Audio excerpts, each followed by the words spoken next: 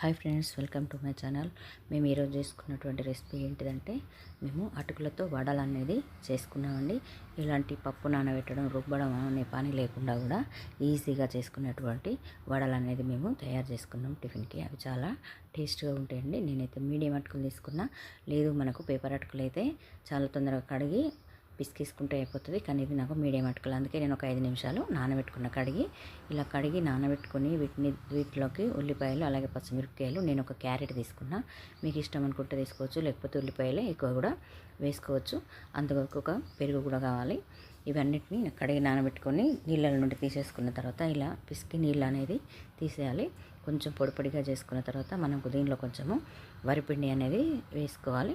అలాగే మనం ముందుగా తీసుకున్నటువంటి పెరుగు, క్యారెట్ తురుము, ఉల్లిపాయలు, కొత్తిమీరకు, కల్యామాకు ఇవన్నీ కూడా వేసుకొని మంచిగా వీటిని కలిసేంత వరకు మంచిగా చేతితో పిసికి కలుపుకోవాలండి.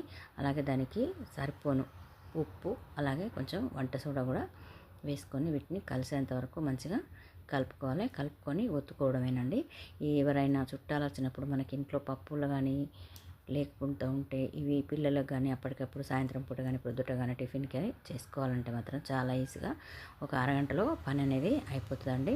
నానబెట్టడం, కడగడం అనేది ఏది ఉండదు. ఇలా పిసుకొని మనకు నచ్చిన సైజులో ఇలా వడలు అనేది ఒత్తి మనం నూనెలో ఒకదానికి ఒకటి కాల్చుకోవాలండి.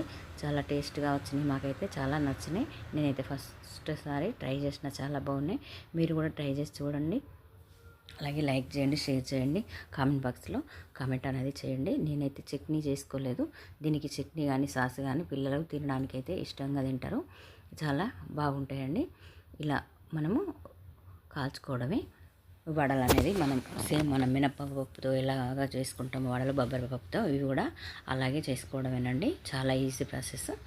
మీరు ఒకసారి ఇలా ట్రై చేసి చూసి ఎలా వచ్చిందో మా కామెంట్ బాక్స్లో కామెంట్ చేయండి. నేనైతే ఇలాంటి చట్నీ తీసుకోలేదు. మీరు చట్నీ వేసుకోవాలనుకుంటే చట్నీ వేసుకొని తినొచ్చండి.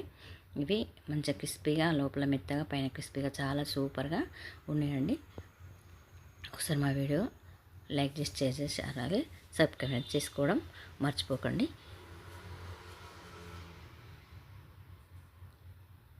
దీనిలో మీకు నచ్చితే క్యారెట్, బీట్రూట్, సొరకాయ ఏవైనా వేసుకొని చేసుకోవచ్చండి. నేనైతే ఒక క్యారెట్ అనేది వేసుకున్నా.